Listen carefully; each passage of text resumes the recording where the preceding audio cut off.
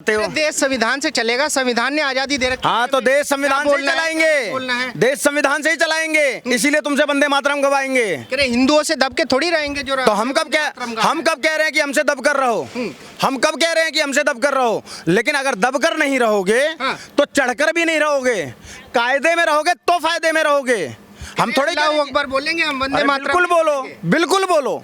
आपका धार्मिक नारा है, आप बोलो, मुझे कोई ऑब्जेक्शन नहीं है, मुझे कोई ऑब्जेक्शन नहीं है, लेकिन भारत माता की जय तो बोलना पड़ेगा, बोलना पड़ेगा। अभी अगर नहीं बोल रहे हो, चाय वाले को जाने दो, गाय वाले को आने दो, मैं देखता हूँ कौन सा नहीं बोलेगा। एक बार योगी आदित्यनाथ को देश की गद्दी पर बैठने दो। मैं आपको एक बात बता रहा हूँ, जितने आज ये कह रहे हैं ना कि हम भारत माता की जय नहीं बोलेंगे, वो सारे जय श्री राम और गौ माता के जयकारे के लगा रहे होंगे। ये बात नोट कर लेना मेरी। योगी जी के आते ही इतना विश्वास, आते ही बिल्कुल भरोसा है। कह रहे योगी जी तो हवा के झोंके जैसे हैं, बहुत आए और बहुत चले गए। वहाँ पर चिल्लाना, तेलंगाना में चिल्लाना एक बात है, और उत्तर प्रदेश की धरती पर आकर ये 15 मिनट की बात करके दिखाए, मैं इसको चैलेंज दे रहा हूँ। हाँ, बकरुद्दीन ओवैसी को मैं ये बता देना चाहता हूँ कि बेटा वो उत्तर प्रदेश है, और वहाँ पर तेरे जैसे जिहादी मंसूबे के लोग अगर ये सोच रहे हो ना कि झंडा गाड़ने की बात, तो उत्तर प्रदेश की धरती पे 2 ही झंडे चल रहे हैं।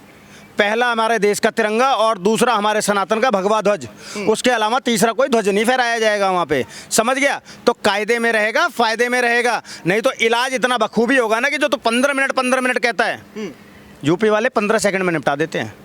जिसको ये छोटा सा हवा का झोंका समझ रहा है ना, वो सुनामी है, वो बवंडर है, वो तूफान है। और ऐसे तूफान के आगे ये तिनके कब उड़कर गायब हो जाएंगे पता भी नहीं चलेगा। योगी आदित्यनाथ बवंडर का नाम है, सुनामी का नाम है। तू जैसे तिनकों से कुछ नहीं होने वाला। अबे तू तो हमारे सामने कुछ नहीं है। आ गई बात समझ में? जैसे योगी जी ने अभी बोला है कि भाई जो बाबरी बनाने का सपना देख रहे हैं, इनकी 7 पुश्तें सड़गल जाएंगी, लेकिन हम बनने नहीं देंगे किसी भी कीमत पे। आप समर्थन करते हैं योगी जी के बयान? अरे योगी जी का तो समर्थन है तभी तो, अभी तो वो मुख्यमंत्री, हम तो प्रधानमंत्री बनाने वाले हैं, उनको समर्थन है तभी तो। और सुनो, ये योगी जी का नहीं, ये भारत के हर एक सनातनी जिसके हृदय में राम बसते हैं, ये उसका प्रण है कि अब भारत में कुछ भी बनेगा, बाबरी नहीं बनेगी, नहीं बनने देंगे। क्यों नहीं बनने देंगे? क्योंकि इस देश की पहचान मेरे प्रभु श्री राम से है, किसी बाबर से नहीं है। किसी बाबर, संविधान आजादी देता बाबर से जो समलैंगिक हो, गे हो, उससे तो बिल्कुल नहीं हो सकता। समलैंगिक हो, हाँ, दुनिया जानती है बाबर गे था। इंद्रेश भाई, आपको पता होगा असदुद्दीन ओवैसी के भाई अकबरुद्दीन ओवैसी लगातार ये बयान देते हैं, और उनके समर्थक तो यहाँ तक कह रहे हैं कि 15 मिनट तो बहुत ज़्यादा बोल दिया, हम तो 5 मिनट में भी खेला खत्म कर सकते हैं। हाँ, बिल्कुल सही कह रहे हैं, बिल्कुल सही कह रहे हैं। ऊंचा पजामा उठाकर भागने में इससे ज़्यादा समय थोड़ी लगेगा, भागने में। हाँ, और जगह जगह आपने देखा है, शुरुआत इनके भाइयों ने करी है, खत्म हमने किया है। हर जगह हमने शुरुआत करी और इन्होंने शुरुआत करी और हमने खत्म करा, बाद में ये पीड़ित होने लगे, समझ गए? पीड़ित होने लगे, अपने आप को पीड़ित बताने लगे। कहाँ की बताऊं? करे अभी सरकार कहाँ की बताऊं? आजमगढ़ की बताऊं, बरेली की बताऊं, गुजरात की बताऊं, या कैराना की बताऊं, या दिल्ली की बताऊं? कहाँ की पूछोगे? हर दंगा शुरुआत इन्होंने करा जी, हर दंगे में शुरुआत इन्होंने करी, खत्म हमने करने का काम किया। और जब हमने खत्म करना शुरू करा ना, तो ये बिलबिलाने लगे, रोने लगे, चिल्लाने लगे कि हम तो पीड़ित हैं।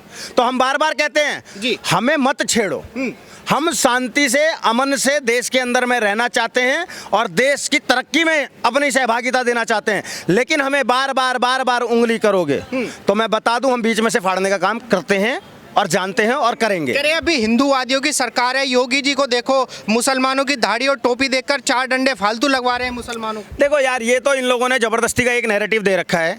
नहीं तो देश की सरकारें जितनी भी योजनाएं लाती हैं, उसका सबसे ज्यादा लाभ लेने वाला देश का मुसलमान है। इस बात को आंकड़ों के साथ कह रहा हूं। अगर आपको मेरी बात पर यकीन नहीं है, कोई भी इस बात को चैलेंज करना चाहता है, तो मैं उसको बोलता हूं, एक RTI डालो जी, और उससे रिपोर्ट ले लो। देश के हर एक संसाधन पर, हर एक योजना पर सबसे ज्यादा लाभ लेने वाला मुस्लिम है, और उसके बाद वो अपने आप को पीड़ित दिखाता है। ये एक प्रोपेगेंडा है। और कुछ छोटे बच्चों ने पत्थर चला दिए तो जो है उनको अरेस्ट कर ले रही है यूपी पुलिस, उनके घर तुड़वा दे रही है यूपी पुलिस। यार शुक्र करो कि पुलिस उनके घर तुड़वा रही है और उनको अरेस्ट कर रही है। अगर मेरे जैसा आदमी शासन में होता ना, तो जो पत्थर सेना के ऊपर मारते हैं, मैं सेना को आदेश दे देता कि इनको गोली मार दो। हाँ, क्योंकि जो सेना के ऊपर पत्थर मार रहा है ना आज, वो कल को लाल किले पे आकर फट जाएगा। वो लाल किले पे आकर फट जाएगा, क्योंकि अगर बचपन में उसे पत्थर मारने का हौसला है ना, तो वो जैसी जवान होगा वो तो मुजाहिद बन जाएगा, कहेगा अब तो मैं फटूंगा। तो उसे आतंकवादी बनने से पहले ही उसको 72 हुरों से मिलवा दो। कह रहे छोटे छोटे बच्चे हैं, गुस्सा आ जाता है, पत्थर चला दिए, 2-4 ईंटें मार दिए, तो क्या फर्क पड़ गया इस बात से? छोटे बच्चों को गुस्सा नहीं आता है, मासूमों को बरगलाया जाता है और मासूमों को नफरत भरी जाती है उनके दिलों के अंदर में, और उसके तहत उनके हाथ में पत्थर थमा दिया जाता है और फिर उनसे हमला कराया जाता है। काश कि इन्हीं मासूमों को देशभक्ति सिखाई जाती और शिक्षा का ज्ञान दिया जाता, उनको कुछ अच्छी चीजें पढ़ाई जाती ना, तो मुझे नहीं लगता है कि कोई भी हाथ में पत्थर या हथियार लेना पसंद करेगा।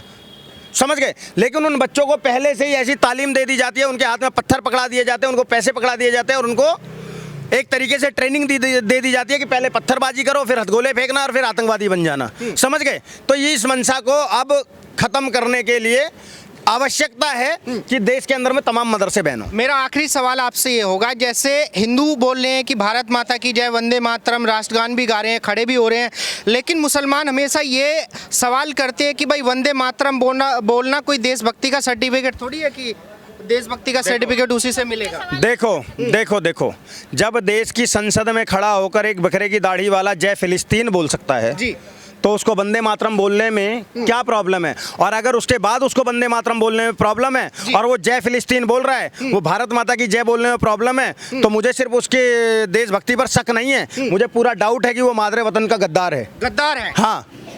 हाँ, वो गद्दार है। नहीं तो वो भारत की संसद में खड़ा होकर जी, भारत का चुना हुआ सांसद भारत की संसद में खड़ा होकर जय फिलिस्तीन कभी नहीं बोलता। जिसको भारत माता की जय से आपत्ति होगी और वो जय फिलिस्तीन बोलेगा तो वो मादरे वतन का गद्दार है, वो भारत का गद्दार है, भारत माता का गद्दार है। समझ गए? कह रही यही बोलने से देशभक्ति थोड़ा ही प्रूफ होती है। बिल्कुल होती है, बिल्कुल होती है। और अगर आपको इस बात से इतना पता है कि ये बोलने से देशभक्ति प्रूफ नहीं होती, तो इसको अगर आप बोल दोगे तो ये इसका मतलब क्या, आप गद्दार थोड़ी हो जाओगे? हाँ, सिंपल सी बात है ना। आप जय फिलिस्तीन भी तो बोल रहे हो ना। किस हमारा मजहब इजाजत नहीं देता इन चीजों? अरे यार, इनका मजहब तो बहुत सारी चीजों का इजाजत नहीं देता, ब्याज का इजाजत नहीं देता, लेकिन बैंक में सबके खाते हैं। बिल्कुल है। ठीक है जी।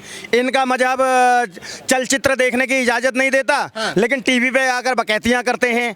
इनका मजहब हिजाब में रहने की बातें करता है, फिर उर्फी जावेद भी आ जाती है। समझ गए? हिना खान भी आ जाती हैं। तो मुझे आज तक मैं कंफ्यूजन में हूँ कि एक्चुअल शाहरुख खान सिनेमा पे फिल्में बना रहा है। बिल्कुल। या तो कह दो कि वो मुसलमान नहीं है, हाँ, कह दो। वो वैसे खुद टीवी पर आकर डिबेट करता है, संसद भवन में बैठता है, बैंक के अंदर में पैसा है, सारी चीजें ब्याज भी खा रहा है, तो कह दे कि वो मुसलमान नहीं है। अजीब बातें कर रहे हो। अगर धर्म के अनुसार अपने धर्म को तुम कितना, जहां पर इनका पता है क्या है, इनके साथ में ये है मीठा मीठा गपगप, जी। कड़वा कड़वा थूथू, जो इनके हिसाब का है वो तो इन्होंने अडॉप्ट कर लिया, और जो इनके हिसाब का नहीं है उसके खिलाफ हो जाते हैं। अब मैं आपको मिसाल देता हूँ। अभी आप लोगों ने कुछ समय पहले की बात है, कश्मीर में देखा होगा, इन्होंने अशोक स्तंभ बना था, उस अशोक स्तंभ को तोड़ दिया ये कहकर कि दरगाह के अंदर में ऐसे अशोक स्तंभ नहीं बनना चाहिए, ये हमारे धर्म के खिलाफ है। और जब हज करने जाते हैं तो भारत का पासपोर्ट लेकर जाते हैं, जिसके ऊपर पे क्या होता है, हमारा वही अशोक स्तंभ होता है। जो भारतीय करेंसी है उसके ऊपर पे क्या होता है, वही अशोक स्तंभ होता है। तब इनका इस्लाम खतरे में नहीं आता है। लेकिन अगर वहां पर दीवार पर अशोक स्तंभ बना दिया गया जो भारत का है, जो भारत के संविधान में है, जिस संविधान से ये देश चल रहा है उसमें, और उसको जब ये लोग कह देते हैं कि नहीं नहीं ये तो हमारे धर्म में अलाउ नहीं है, तो ये सारा इनका प्रोपेगेंडा है, इनकी झूठी बातें हैं, इनकी मक्कारी है और गद्दारी है, नमक हरामी है। अन्यथा ये ऐसी बातें ही नहीं करते।